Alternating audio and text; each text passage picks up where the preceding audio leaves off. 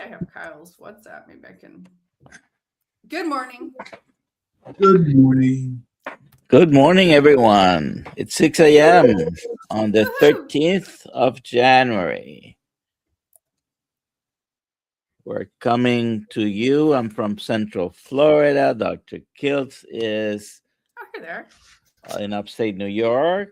Dr. Kiltz, how are we? Hi, Good morning. Good morning, everyone. Hi, Alia. We are live. All right. Yeah. How are you guys today? Excellent. Excellent. How are you? Fantastic. Beautiful day in paradise. Yes. You're in upstate New York, huh? I'm in Syracuse today. Tomorrow I go down to Virginia, and then I don't know where from there. We'll see. Please put in the chat where you're watching from, please. Hashtag KMT for... I'm going to pre-order the winner a copy of the documentary for whoever is the winner of our giveaway today. Beautiful. We'll learn all about Very right good. Amazing. Yeah. And of course, today we are having Caroleen, and Kyle, and they're going to talk to us about Keto Is Key, a documentary coming out when? It'll be coming out the first half of this year. We're shooting for March. Awesome. Okay. Nice. So why is keto the key? Before we continue, I don't know if you guys can see the vertical Oh, yes. on the left side. You are not showing at all. You need to come together more. Yes, a lot of people are watching on a vertical It would be a little hard to do that with two people anyway. So yes, it is hard. But right now, let me see if we can do that. Just near is showing. but they can see the three of us and All right. Well, I was going to start by sharing a little bit of my own story. So I maybe just tilt the camera towards me to start. How long do we have here? And 1 hour. 1 hour? Yeah. Well, another 56 minutes. Yeah. And Dr. Kiltz was going to ask you a question. So Dr. Kiltz, go ahead. Well, why don't you go ahead and introduce yourselves and tell us a little bit about your documentary and your why of life. Absolutely. Yeah. So my name's Kyle Kesses. I'm the producer of an upcoming documentary called Keto Is Key. And I'm going to tilt the screen over just to introduce Caroleen Moise. She's the director of the upcoming film. This is Caroleen's third documentary film. Yes. Third documentary film, this time on keto and fasting. Because I'm myself an avid ketovore and also prolonged faster.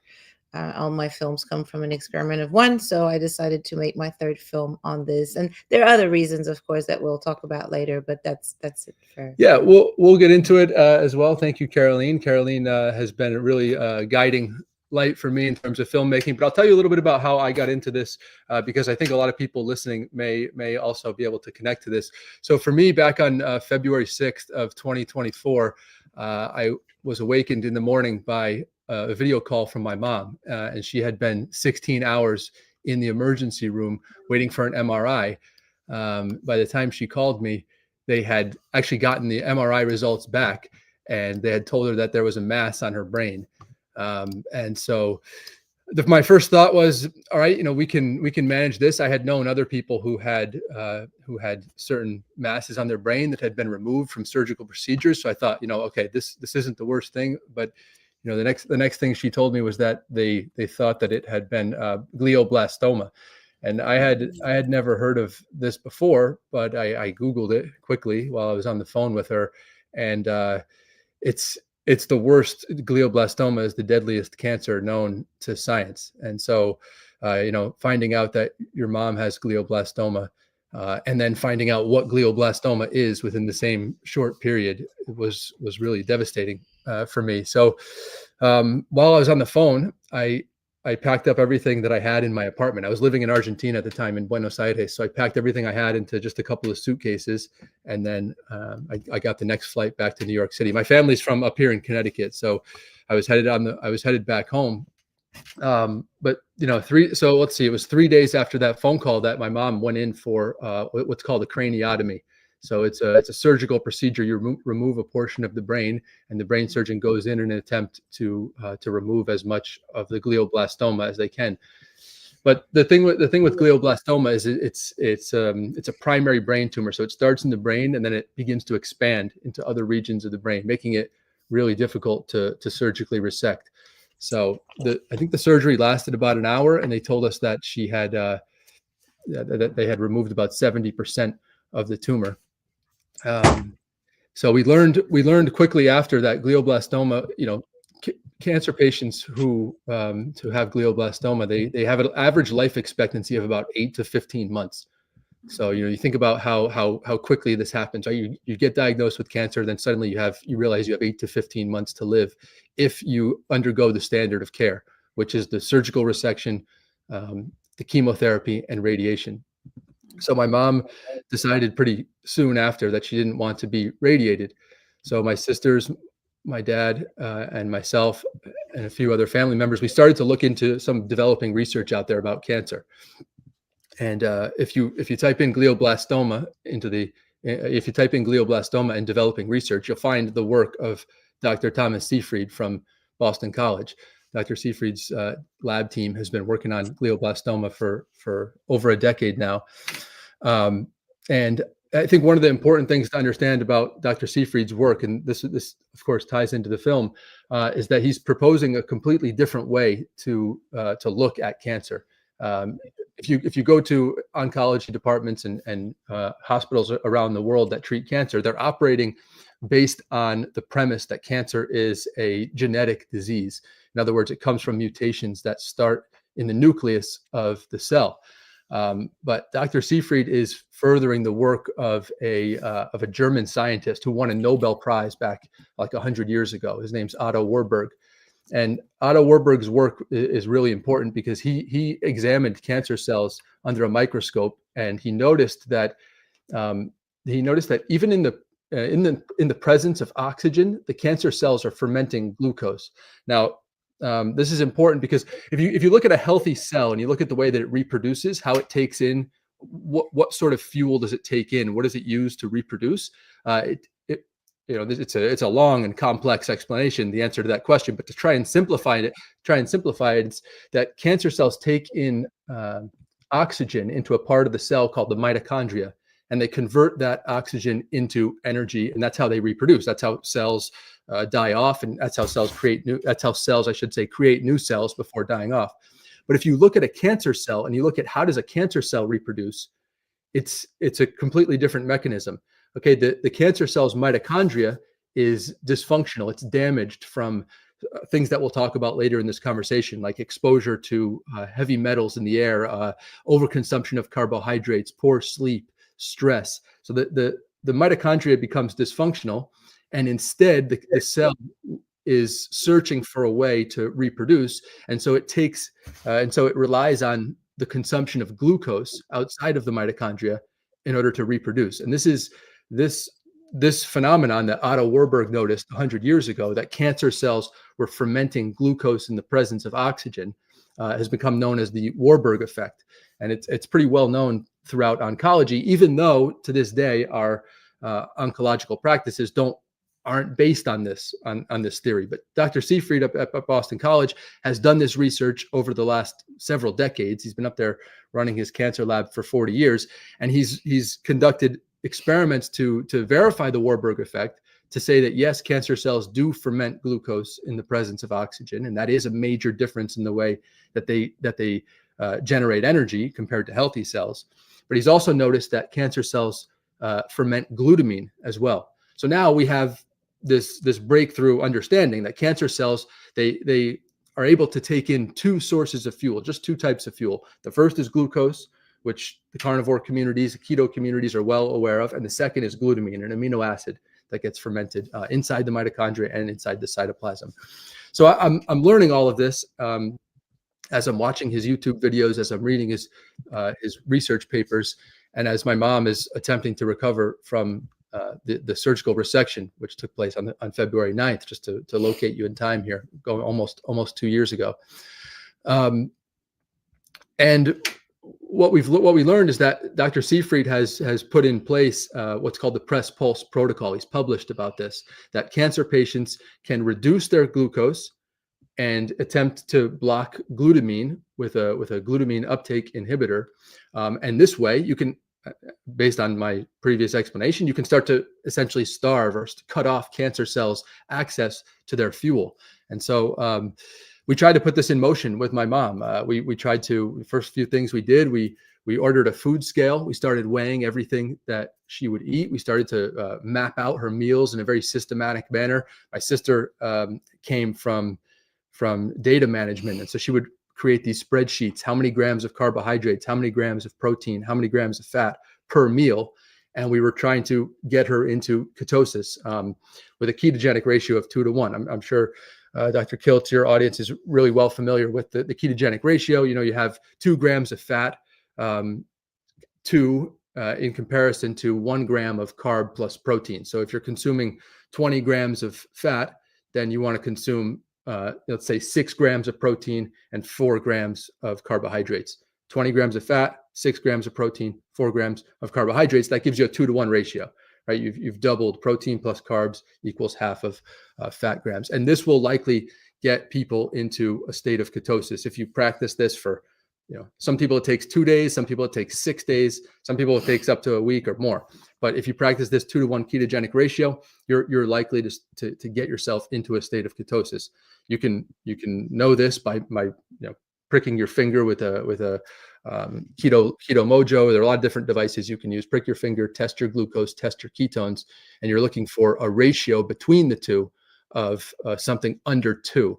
Even Dr. Seyfried's research at BC and other research as well at Semmelweis University out in Europe, they look for a GKI, they call it glucose ketone index of less than 1 for cancer patients. And again, this is an attempt to bring down the glucose and restrict the cancer cells' access to glucose. And then the glutamine inhibition comes through a different mechanism. So we're working on this. We're taking my mom into hyperbaric oxygen chamber as well. This is part of the protocol in an attempt to get more oxygen into the cells. We can touch on that later if we'd like. But my mom's cancer was just too powerful.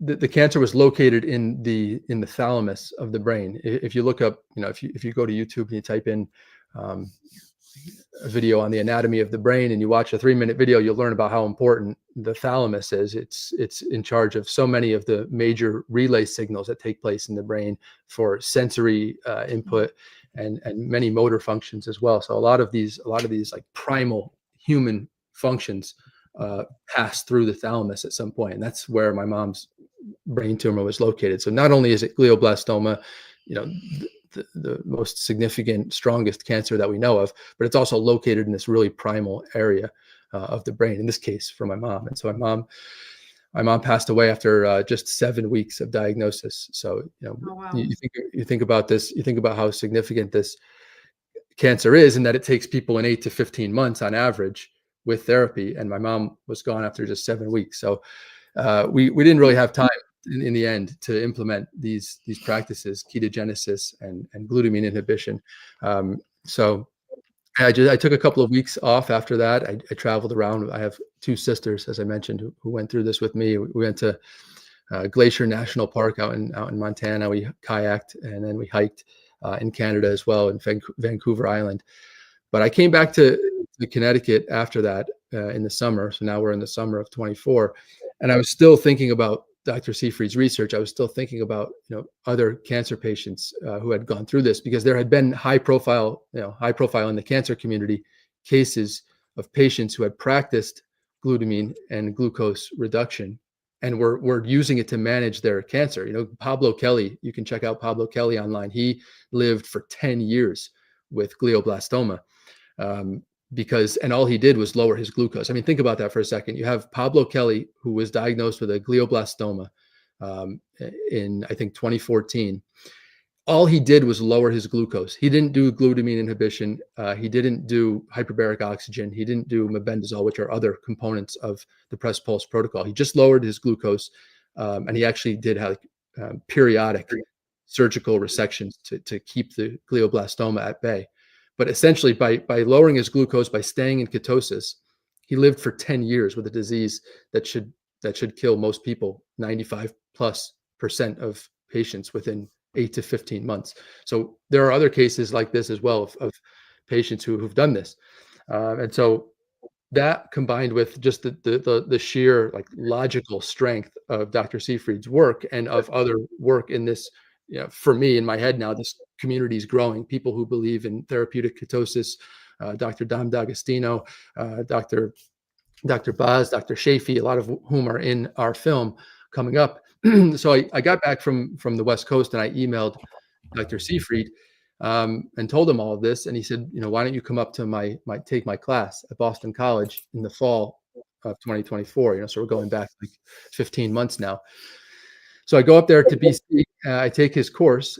And as I'm sitting there with, other graduate students, undergraduate students who are aspiring to become doctors and researchers, I'm listening to Dr. Seyfried and I'm thinking like, my gosh, I'm in the presence of this like incredibly deeply knowledgeable professor on the history of biochemistry, on the history of evolutionary biology. And he's making the links every day, every class, between evolutionary biology, where, how the human organism evolved, to cancer. He's making these links very clear and with such like personality and charisma. So I went up to him after one of the classes and I told him, Dr. Seyfried, I come from a production background. I worked making documentaries for the New York Yankees for a few years. We won an Emmy Award in my last year there. So I told him, like, we should, let me bring my camera, let me bring my equipment into your lab and we'll do some interviews with you. You can start to get this information out onto the internet. He'd already been a guest on podcasts. I'm sure a lot of the listeners this morning have heard him on podcasts, but I started to interview him and we launched his YouTube channel and we got like 45,000 subscribers in the first year. And that's been a great, I think, move forward for his work up at Boston College. But about 6 months later, let's say, a filmmaker came in to his lab and she was working on a documentary, her third documentary film, and it was set to feature Dr. Seyfried and others, as I mentioned, Dr. Seyfried, Dr. Sean O'Mara, Dr.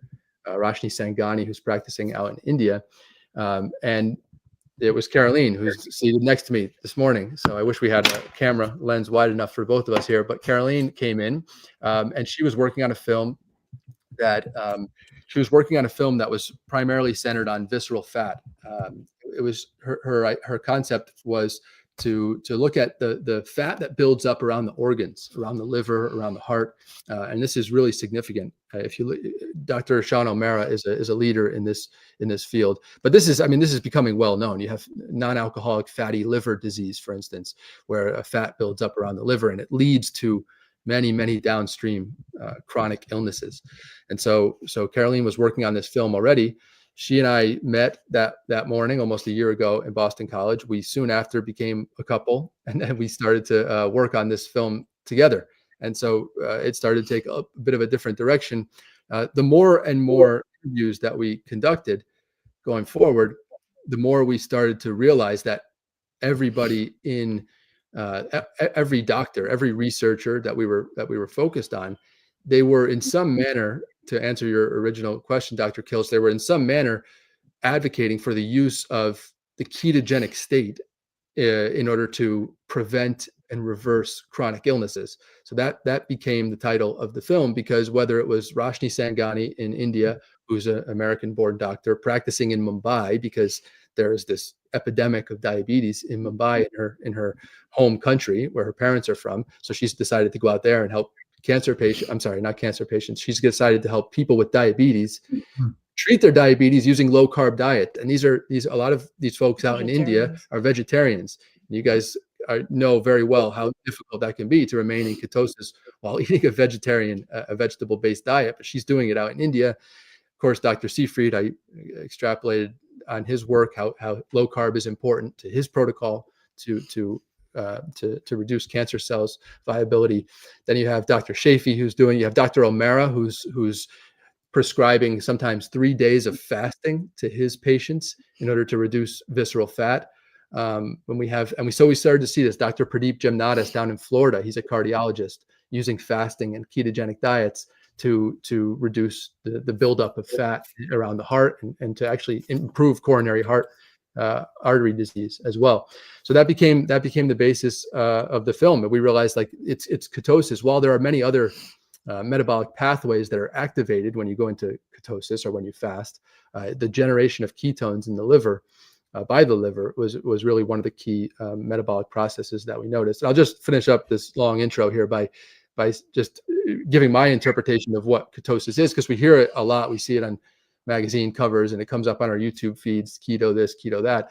But to me, I think the real important, the most, to distill it the best I can, is that once you stop consuming carbohydrates, I know a lot of people listening will know this, but a lot of people listening won't know this, so I'll share it. When you stop consuming carbohydrates, whether that be through fasting, whether that be through the carnivore diet, whether that be through a 2-to-1 ketogenic ratio of consumption, again, 2 grams of fat over 1 gram of a combined protein and carbohydrates, your body starts to deplete the sugar that's stored in the body, in the muscles and in the liver primarily.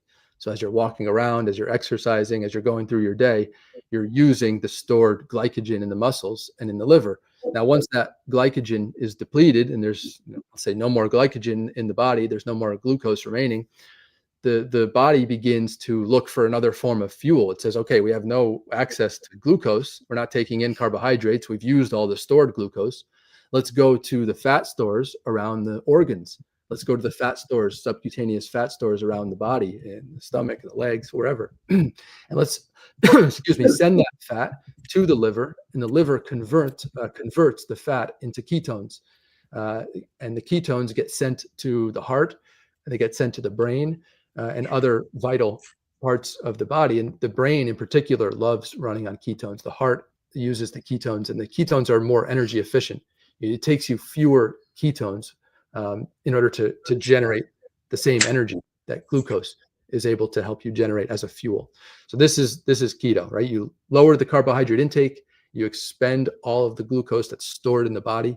Once that process happens, could take 36 hours for somebody, could take 48, could take 6 days, 2 weeks for some people who are really metabolically unhealthy. But once that glycogen and glucose stores are gone, now you start to use the fat in your body. And that fat, when it gets used, gets converted to ketones. And this is what allows the brain and the heart to run really. And this leads to innumerable therapeutic effects that I'm sure have been.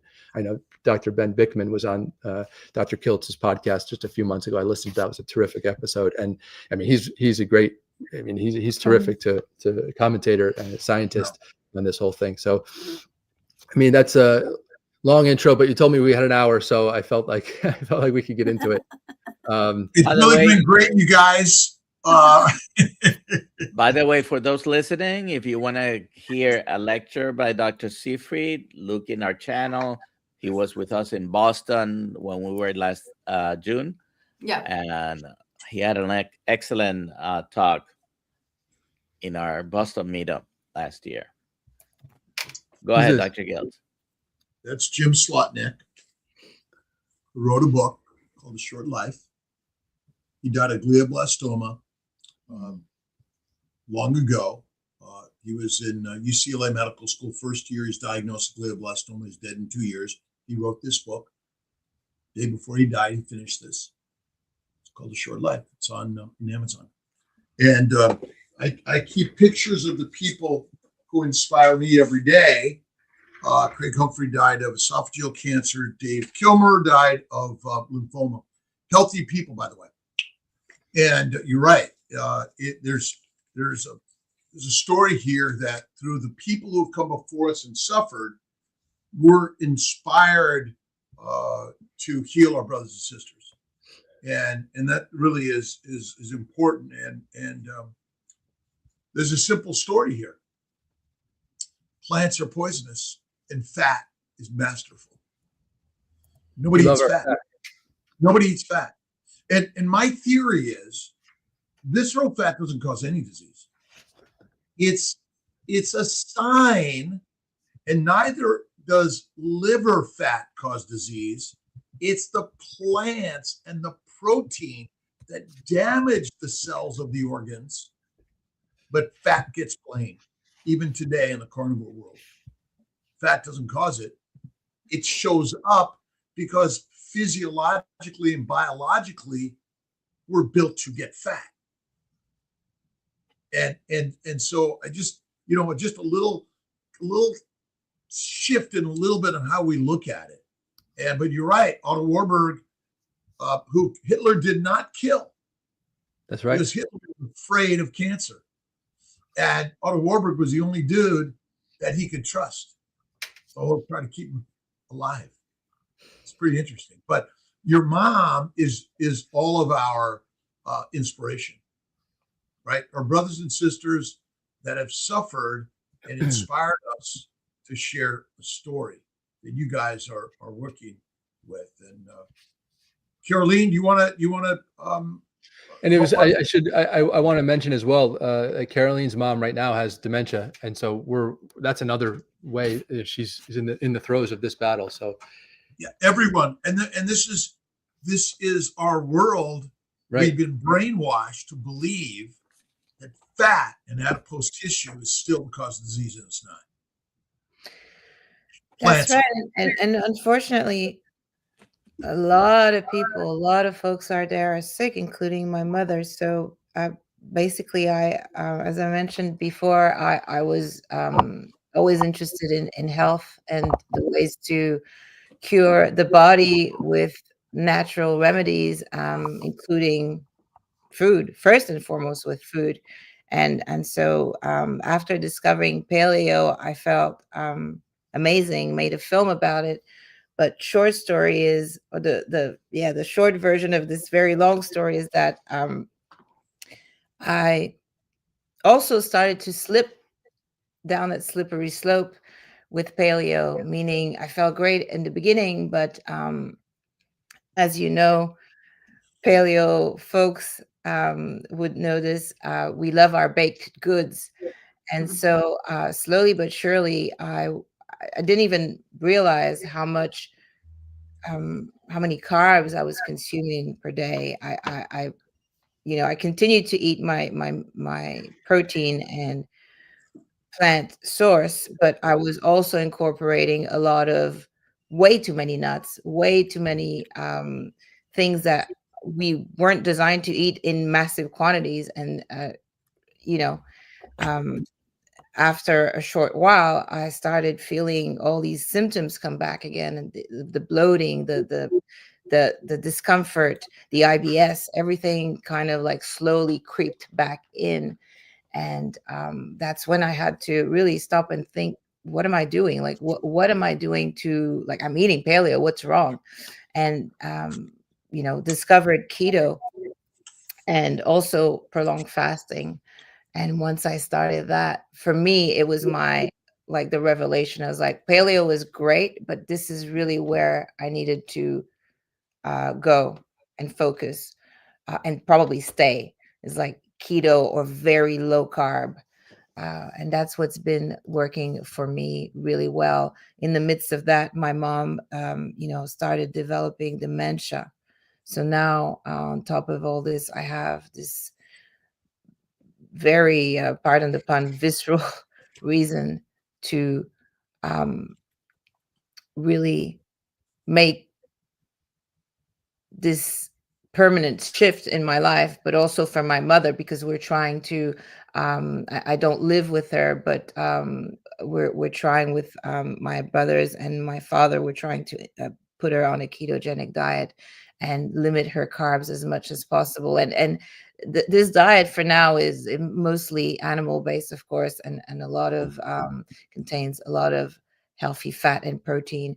We're hoping that along with other elements, as part of our intervention, we're hoping that it will slow down, at least at the very least, slow down the progression of this horrible disease, which is in her case already quite advanced, unfortunately.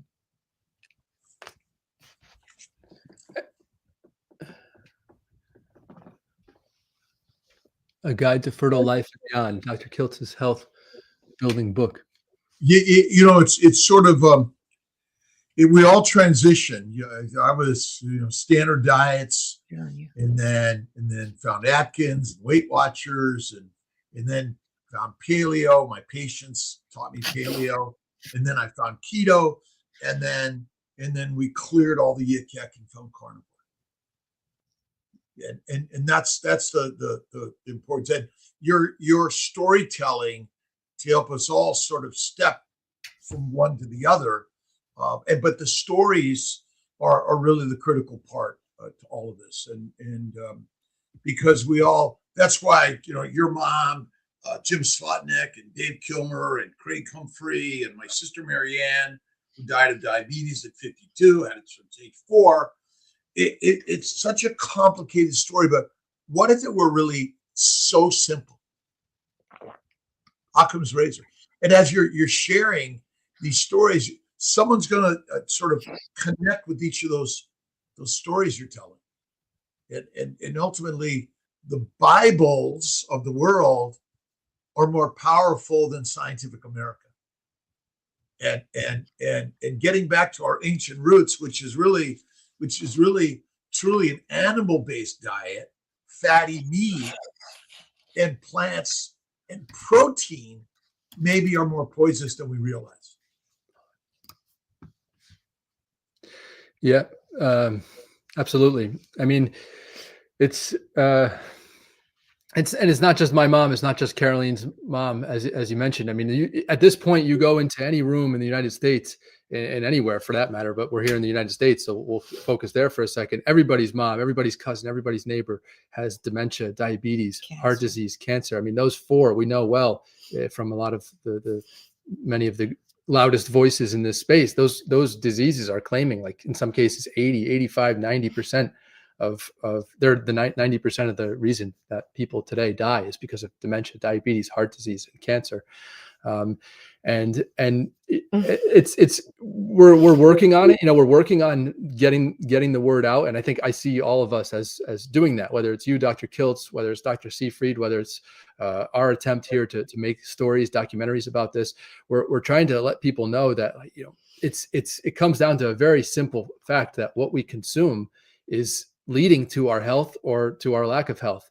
And we're making progress. I know we are. You can see it in the government. You can see it on YouTube. You can see it when you talk. I mean, I was in the gym the other day, and I met this older gentleman, and I'm thinking to myself, okay, like this guy, he asks me what I do for work. I'm telling him about the documentary, and this guy lives in rural Connecticut, and next thing I know, he's wearing a CGM on his arm. And I'm thinking to myself, we've gotten to a point now where a guy like in his 70s and 80s, living in rural Connecticut, is wearing a continuous glucose monitor to measure his glucose throughout the day. So we are making progress, and I think stories like the one that you're mentioning, stories like the one that we're producing, it's huge. And we've got I see a couple of notes in the chat that I wanted to address, but can I add something to the chat as well? Let's see. Oh yeah, I just have to. Please. Yeah. We're all. This is a conversation with all of us, and how important it is. And somebody in the chat asked, what is a glutamine inhibitor? And of course, you can go to Dr. Seyfried's information to learn about this, but I can explain quickly. It's just that glutamine is one of the 2 fuels that gets processed in cancer cells. Cancer cells can only remain viable. They can only live when they have access to glucose and glutamine. Glucose, we're well aware of how we can reduce it. Glutamine is they call it a non-essential amino acid because you don't need to have it in your diet in order for your body to have access to it. Whatever macronutrients and micronutrients you supply to the body will take those and make glutamine with them. So it's synthesized internally. And so the glutamine can only be inhibited through a small molecule, a drug. Put the glutamine inhibitor in, and it inhibits the uptake of glutamine. It inhibits the enzymes that allow the body to uptake glutamine and send it to the organs. So this can only be done for short periods of time during the protocol, but that's what it is. It's a drug that inhibits the uptake of glutamine to the organs and prevents cancer cells from having access. We do have a bunch of questions accumulating. Well, the best drug, the best anti-cancer drug, is actually eating full fat. There you go. and fasting, and butter or lard, or actually raw fat before it's been rendered. And that's the problem. But everyone's afraid of fat, Right. and simplicity, right? Go ahead, Dr. Nelson. Let's Dr. take some Nelson. questions. We have a bunch of them. All right, Jet Afterburner podcast. Dr. Kiltz, what are your thoughts on fenbendazole and ivermectin? Fenbendazole. What's as a TX option paired with carnivore? What's TX?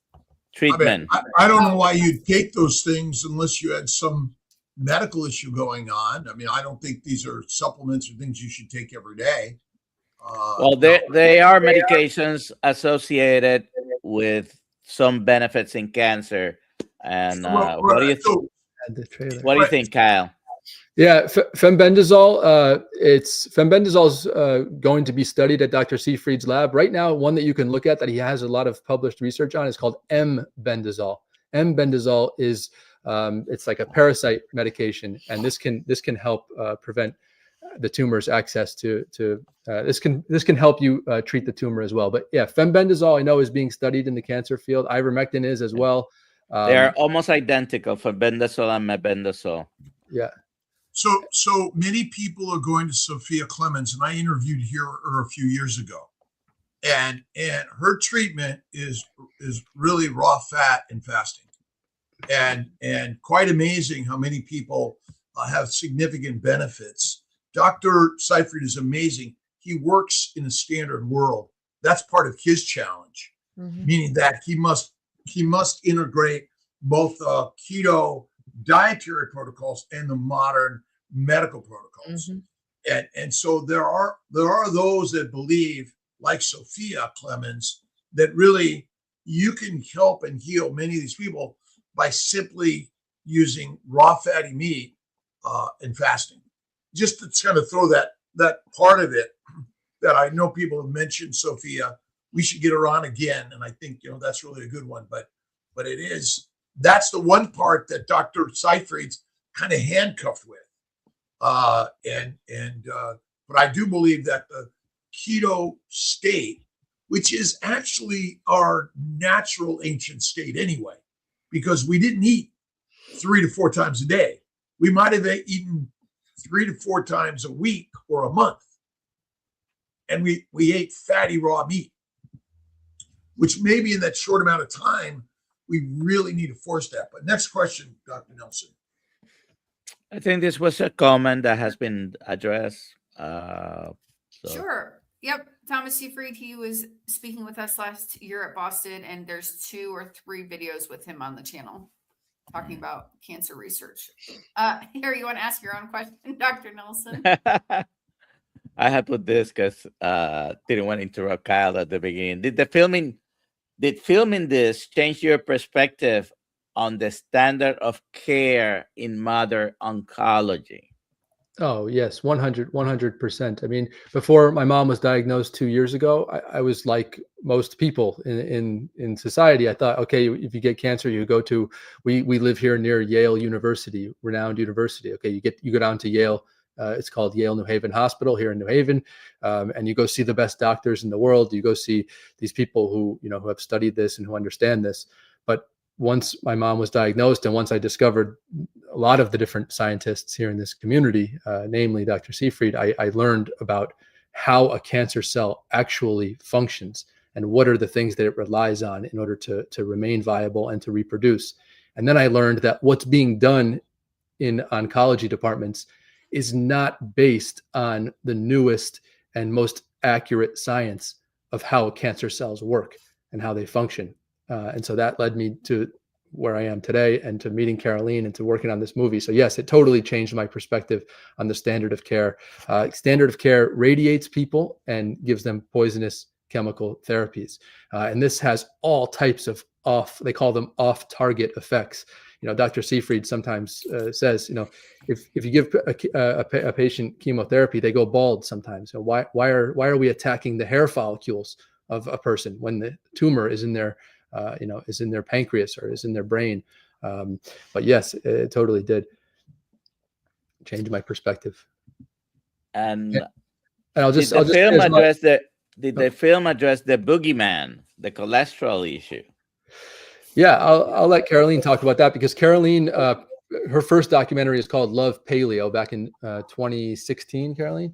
And back in 2016, going back a decade, Caroleen already had in her documentary, was already touching on this, which has now become a major topic here 10 years later. So one of the ideas with this third film was to really, of course, tell a story, be cinematic in the telling of that story, but also try to educate people even more on, what to look out for. So there will be in the film a section where we address the cholesterol issue, and we talk about statins and why, like we're being prescribed these drugs left, right, and center, because unfortunately, unlike you, Dr. Nelson and Dr. Kiltz, the medical community, the mainstream medical community still doesn't seem to understand that, these numbers are to be interpreted in synergy, not just one isolated figure. And here's a pill for you, here's a drug. And oh my gosh, your LDL is way too high.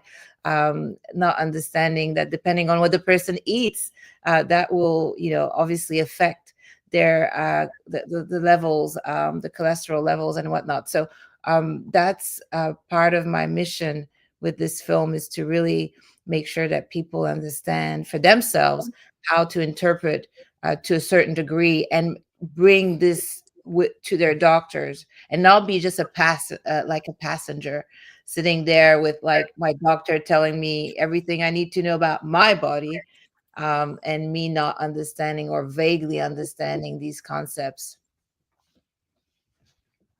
One thing I can add to that, just, the best I can do is just tell you what these doctors have told us.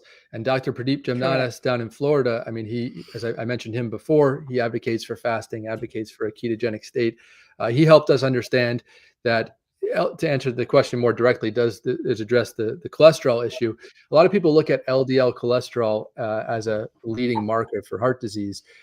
Dr. Pradeep Jamnadas helps us understand this just a little bit more granularly, quite a bit more granularly, when he says that you want to look, the first thing you want to look at beyond that is, in those cholesterol particles, are they large and fluffy particles, or are they small and dense particles within that LDL distinction? So that's something that, modern blood tests will help you understand. So you can look at that. Are the particles that are small and dense are the ones that are sometimes more detrimental to the heart arteries. The ones that are larger and fluffier you could have a high cholesterol level, but if you don't have small, dense, then perhaps it's a bit healthier, a bit more forward, clear road ahead. And they do this through also analyzing actual patient blood reports, literally going through them on screen and explaining what's happening and how you would treat quote unquote someone with those results or values. We have as well. I can't get into the chat here. I think maybe I didn't log into the interface, but I just want to say, maybe Alia, if you don't mind sharing, we have the trailer of the film available for the first time today. So if you're listening, if you're at home, yes, you want to take a look at the trailer. Nobody. Can we get it on the show right now? Yes. Yeah, if you want, that'd be great. Sometimes when you stream things, it can lag a little bit, but hopefully it comes. And the link for it is in the description of the video wherever you are watching from. Oh, great! We share screens and put it up as a. Yeah, I'm looking for it right now. Let's try it. Did I put the pre-order into the chat? Let's see. Does it show? It's on the homepage, Aaliyah. Oh, yeah, okay, good. It's on the homepage of the Keto Is Key movie. Oh, good. Okay, good. Got it. Yeah. Let me. It's the first. It hasn't been. Let's take another question while Alia looks for that. Yes, Dr. Nelson, please. Okay. Let me see. I think there was something here regarding your mom about dementia and the diet. I can answer that. Yes. So I would say that Yes, I feel like when you introduce something that is so left field to mainstream, there are always challenges, right? What, we're not going to eat bread anymore? What, we're not going, and my parents are from Haiti. I was born and raised in Canada. I lived in Australia for 20 years. As a matter of fact, I just left this chapter of my life last August, but essentially, raised in the Haitian culture. And what do we eat, Haitians? Any Haitians are listening right now. We eat a lot of rice. It's akin to, I think, Latin Americans as well, but And certainly probably a lot of roots. Yes. a lot of roots, Dr. Nelson. That's right. I'm And from all Puerto these, Rico. there you go. So right, the yuca, and we have the plantain and a lot of well, that's more like a grows on the tree, but we have a lot of roots as well, and yams and stuff.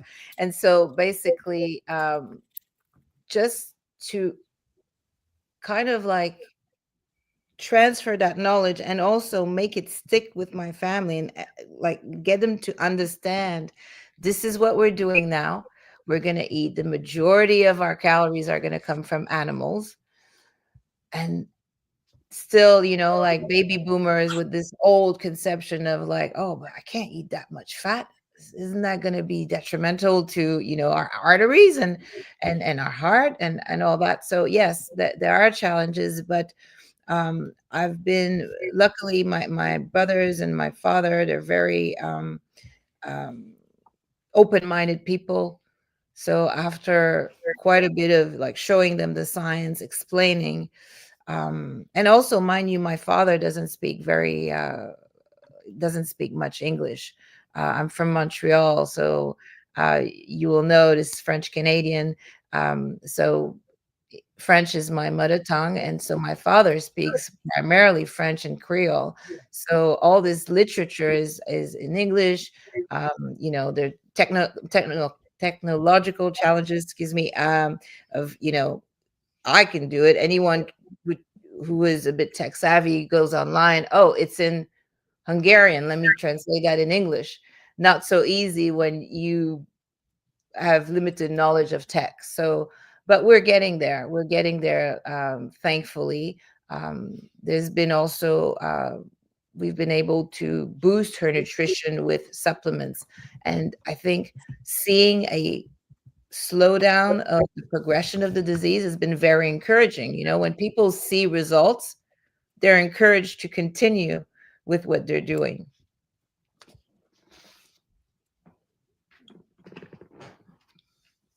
Okay, I got it. Let's see. Great. So here's the trailer. No, Alia, sorry. Yeah.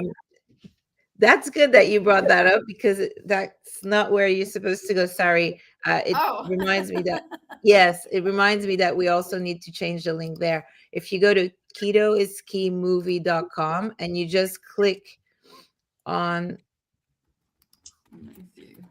ketoiskeymovie.com. Let's see what pops up. And if it changes. There you go. Yay, okay. And then just below is the watch the trailer. Okay, let's do just below. Works. Just if you just under that scroll button, down, you'll see the trailer. That's a safer bet. Let's click on that okay, one. Let's do that. Okay. Thank you. See if this works. Yeah, you're welcome. In a really sick cardiac patient, if you only have a cholesterol of 50, you're in big trouble. Because that aorta opens up, you're dead in seconds. You don't live long if that thing ruptures. He said, Lindsay, this is about as bad as you see. When you look on the inside, you're morbidly obese. Fat is not supposed to be in some places of the body. Fat is supposed to be stored in fat storage. Have we been describing this as radiologists? No. Most doctors will look at, oh, this number's high, here's a pill for you. Essentially, he has a death sentence. What did our ancestors 500,000 years ago eat? We had limited food availability, and it would be unnatural to not go in a state of ketosis. Now we have foods that are just rich with fructose, damages mitochondria. Know what you're actually putting in your body. Learn to count your macronutrients. When they explained to me where I had gone wrong, that's when I realized why I was so sick. You can reverse pre-diabetes and type 2 diabetes by putting somebody on a ketogenic diet. Every patient deserves the best shot possible. That incorporates the best diet possible, which we think is a ketogenic diet.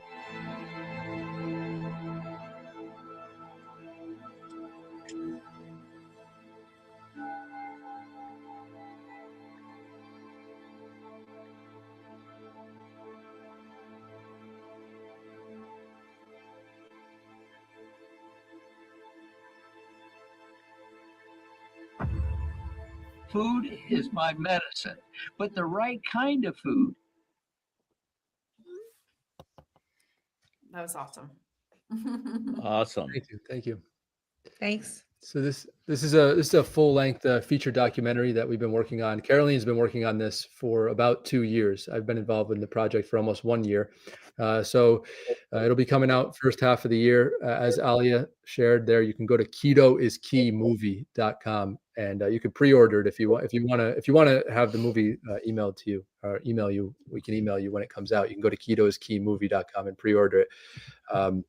But this is again, this is Caroleen's third documentary. So we're right now in conversations because people often want to know, where can I go see it? We're in conversations. The way it works in the filmmaking industry is you have all these streamers that we're all using now: Hulu, Netflix, all the big ones, Amazon Prime, and then there's usually a middleman called a distributor that you have to work with in order to get the movie onto these platforms. So right now we're in that process of negotiating with the distributor.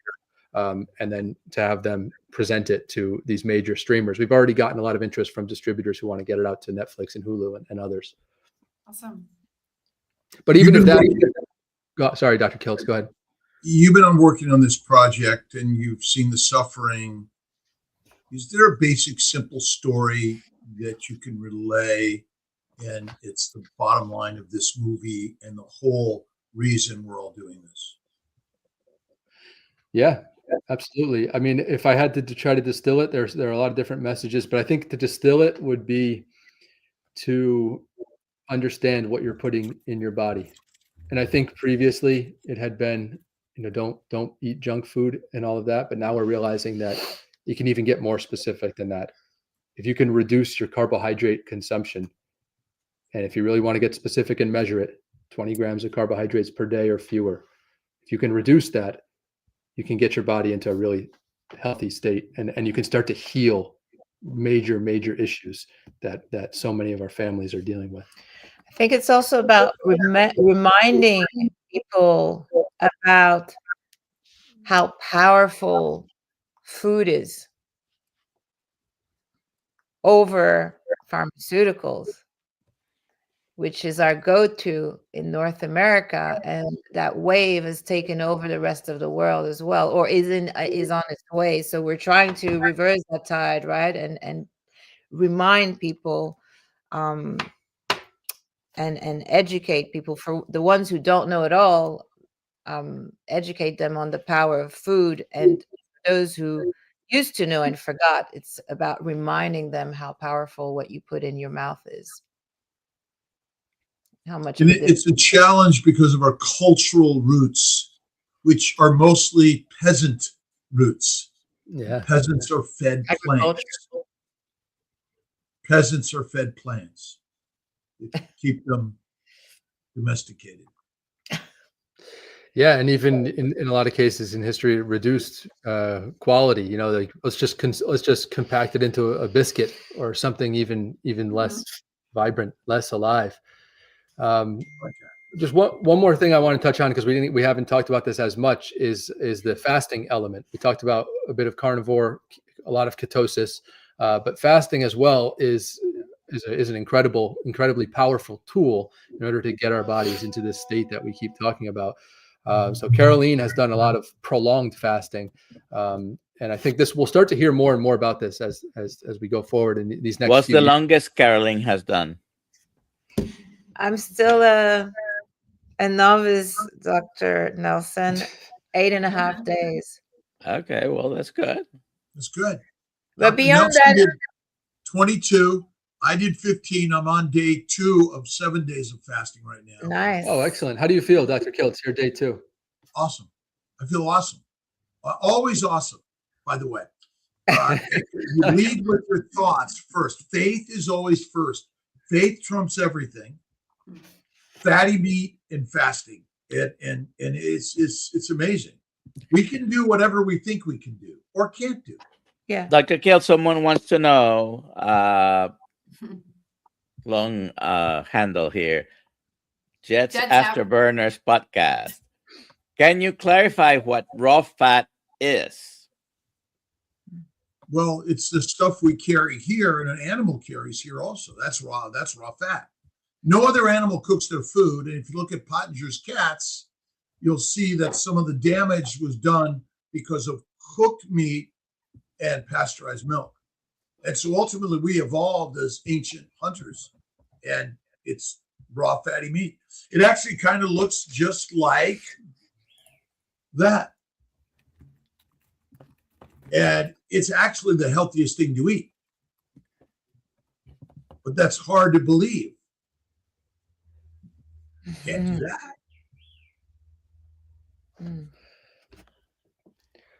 We need to do the giveaway. We'll get that. You click it as we're talking. Next question. I wanted, if I could say one more thing, I just want to say to a lot of the people listening, before as we go into the giveaway, Dr. Kiltz, if you haven't had a chance to talk to him, I know a lot of the listeners who come on the show, if you haven't had a chance to meet him, talk to him. He's one of those guys that if you wake him up at 3 a.m, I can guarantee you he's got the same personality, the same spunk, the same charisma that he does on camera. No matter when you meet him, we met him down in Florida, and we really appreciated you, and we just want to tell you that sometimes you see people online and they're putting on a persona. I think that's what I want to say. But Dr. Kiltz, he is who he is through and through, and that's super, super powerful. Well, bless to you guys. And you were so much fun, Dr. Kiltz. You were so much fun. We had a great time down there. I loved it. And it was so good. And again, the sharing the stories, because nowadays so much of our information is strictly through the stories that you're creating in the documentaries, and that's such an important thing to keep exploring and expanding. I mean, my sense is that a cancer cell is actually not the problem. It's the environment. It's simply trying to thrive and survive in an environment that we've created that is deadly for it. And it's probably has more value than we understand. It's a reason we're alive, but the environment is saying to them, they're bad, and it's a marker of a bad environment, I would say. Again, you mentioned, the what we breathe, drink, and eat. It's not just what we eat; it's all those things that come into this, and along with what we think. Yeah, I remember talking to you down in Florida. You focused at one point, I remembered quite vividly, on the power of the gut, and I think that's. You correct me. I think it was like you were telling me that the microbes, like we have a lot of microbes in the gut, but we wouldn't want those microbes in other parts of the body. We wouldn't want them in our bones or in other parts of the body. And so it's important to understand the distinction between the environment in which the food is processed and the other sub-environments in the body. Yeah. Are you referring, Dr. Kiltz, to what Pasteur? I'm sorry, Aliyah. I was just saying, are you referring to what Pasteur said on his deathbed? He admitted that terrain was everything. Essentially, we got to look at the soil is alive with infinite microbes and macrobes and things like that. Mm-hmm. And when it's damaged, the organ systems and the organisms flourish or die in an unnatural way. And so death is natural to all of us, all organisms, but there's a war and a fight here that science is trying. It's scientism, I call it. It's claiming it knows, but in fact, none of us were meant to live in Haiti on rice or bread and wheat around the world, or potatoes around the world. We're just eating an unnatural plant-based, and we've forgotten our ancient nature, which is fatty raw meat. That's right. Dr. Kiltz, I got to hit the end live. Well, you can hit the end live. We'll see everyone. See everyone tomorrow. Thank you